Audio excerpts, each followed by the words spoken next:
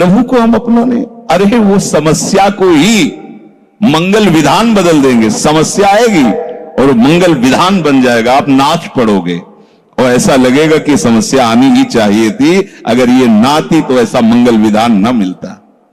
यदि आपको लगता है कि प्रभु ने आपके किसी हित का अमंगल करके आपके साथ अच्छा नहीं किया, तो ऐसा कदापि न सोचें, क्योंकि आपके प्रत्येक अमंगल में प्रभु ने आपका परम कल्याण छिपा रखा है।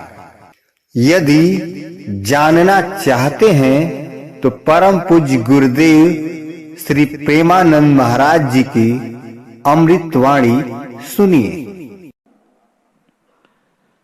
तो प्रभु की नित्य अहेतुकी कृपा में विश्वास रखो। जगत के किसी भी प्राणी पदार्थ से कोई भी सहयोग की आशा मत रखो। ये एक एक शब्द बहुत परमार्थ के लिए बल प्रदान करने वाले हैं। किसी की आशा मत रखो। हर समय उपासक ऐसे देखता है जैसे सर्वज्ञ मां आगे से आगे अपने बच्चे की व्यवस्था करती। सत्य मानो, छोटी छोटी बातों में उनको दिखाई कितना प्यार करते हैं। इतने महान होकर इतनी छोटी बात को ऐसे, वो सबको नहीं लगेगा, उसको लगेगा जो आश्रित हो चुका है। एक छोटी छोटी बात। जगत के किसी भी प्राणी पदार्थ से आशा मत रखो। यदि तुम वास्तविक अपना कल्याण चाहते हो, परमानंद में डूबना चाहते हो, तो आशा केवल अपने आराध्य देव से रखो। हम कहते हैं विषय त्यागी नहीं हो पा रहे, तो विषय की भी आशा अपने आराध्य देव से रखो। देखो, ब्रह्मा जी ने करदम जी से कहा कि सृष्टि का सृजन करो, हमारी आज्ञा है। तो पिता की आज्ञा पालन करने के लिए तत्पर हुए, पर आश्रय उन्होंने भगवान का लिया और 10,000 वर्ष तक भगवत भजन करते हुए भगवान प्रकट हुए, गरुड़ पर विराजमान, आकाश स्थित। वो कहा है, तुम्हारी इस भजन शैली तपस्या से मैं प्रसन्न हुआ, क्या चाहते हो? का पिता की आज्ञा का पालन करने के लिए ब्याह करना है, पर आपके द्वारा। तो आदि सम्राट महाराज मनु विश्ववंदनी, उनकी पुत्री ऐसी सुंदर कि उनको देख ले तो विमानों से देवता गंधर्व मूर्छित हो जाते थे। उनका ब्याह, उनको कहा है तो कि हम पहले ही आदेश कराएं, वो परसों आएंगे, आप ब्याह करें। क्या वैभव उनका, कितने खंड का विमान, कैसा ऐश्वर्य, कैसा। बोले भगवान के भजन से ये ब्याह और भोग सामग्री मिली? बोले नहीं, अगर उन्होंने ब्याह मांगा तो आगे बिना मांगे आप पुत्र बन करके आ गए भगवान कपिल देव जी के रूप में, और जगत का परम मंगल करने वाला भगवान ने उपदेश किया। श्रीमद् भागवत में वर्णन है। तो यदि विषय की भी आशा है तो प्रभु से कीजिए। संख्या एक जहर होता है, ऐसे खाओगे तो मर जाओगे, पर वही जब आयुर्वेदाचार्य शोध के देता है तो दमादि बड़ी भयानक बीमारियों में वो संख्या काम कर जाता है। ऐसे ही स्वयं भोक्ता विषय के बनोगे तुम संसार की इस चक्र में फंसते चले जाओगे। और यदि भगवत प्रसाद रूप स्वीकार करोगे तो भगवत प्राप्ति भी होगी और प्रसाद का भी स्वाद होगा। सब भगवत प्रसाद। आशा करो तो एक केवल प्रभु से ही करो, चाहे विषय की ही सही। भगवान ने चारों को उदार कहा है। आर्त, संकट निवृत्ति के लिए भगवत भजन करना। अर्थार्थी, ईश्वर प्राप्ति के लिए भजन करना। भगवान ईश्वर के स्वामी, तुम्हें और किसी से चाह करने की जरूरत क्या है? जिज्ञासु, ये क्या है संसार, क्या है भगवान, क्या है ये रहस्य, वो तुम्हारी जिज्ञासा पूर्ण शांत कर देंगे जगत गुरु। और ज्ञानी वो तो भगवान की आत्मा है, आत्मस्वरूप, चारों को उदार कहा है। प्रभु का ऐसा करुणा में स्वभाव है कि यदि उनसे आप विषय भी मांगेंगे तो विषय देंगे, लेकिन साथ में उसमें कृपा मिला के देंगे। तो विषय तुम्हें बांध नहीं पाएगा और उसका फल होगा भगवत प्राप्ति। कहीं भी देख लो, जहां भी भगवान से विषय मांगा गया है तो उसका परिणाम हुआ है भगवत प्राप्ति, कहीं भी कहीं भी। तो यहां कह रहे किसी भी प्राणी पदार्थ से सहयोग की आशा मत रखो, आशा करो तो एक केवल अपने आराध्य देव से।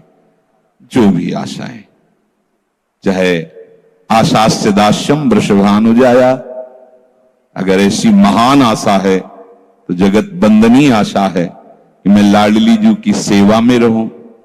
चलो यहां तक पहुंच नहीं तो जो भी आशा है इनसे ही, और पूर्ण ना हो तो आनंदित हो जाना, क्योंकि वो जो आशा तुमने की थी वहां उसकी जांच की गई और देखा गया कि ये आशा तुम्हारा पतन कर देगी, इसलिए करुणामयी सरकार ने वो आशा तुम्हारी पूर्ण नहीं की।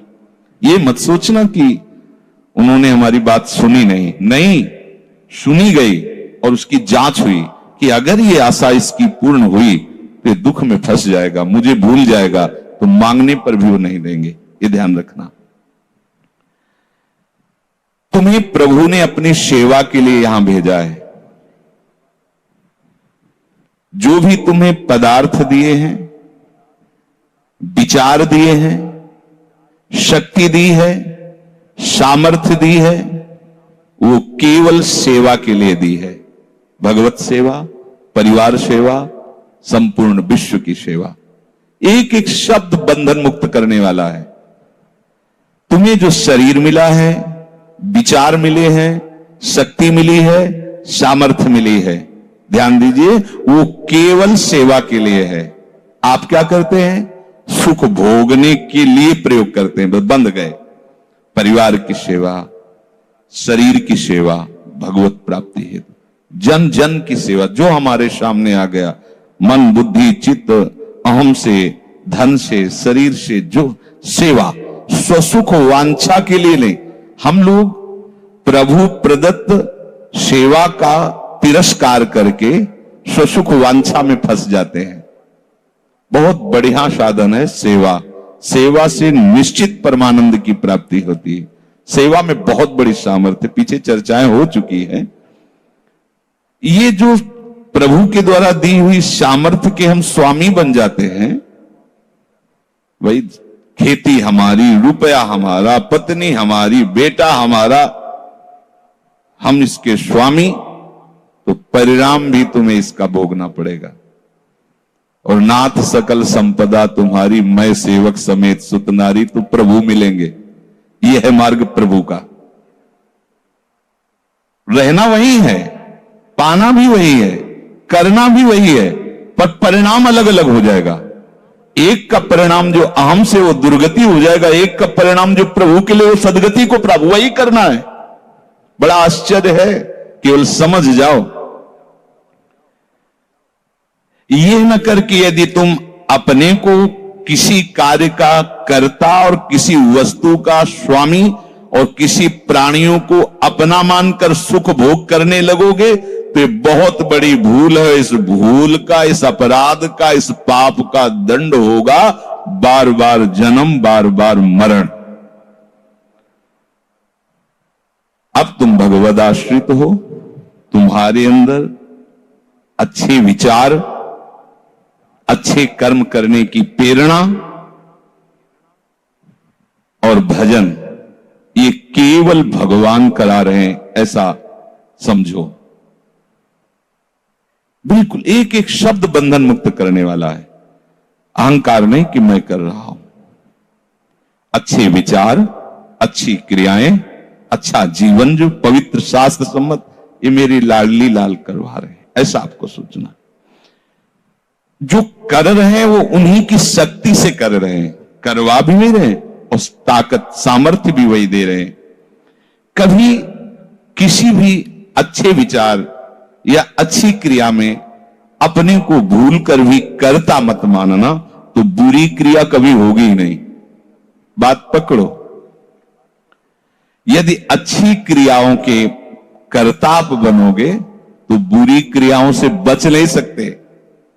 अगर अच्छी क्रियाओं को देख रहे हो कि प्रभु करा रहे, तो बुरी क्रियाओं का संकल्प ही नहीं उदय होगा।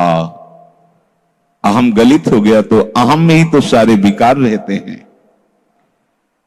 हर समय प्रभु के सामने कृतज्ञ रहो। कितनी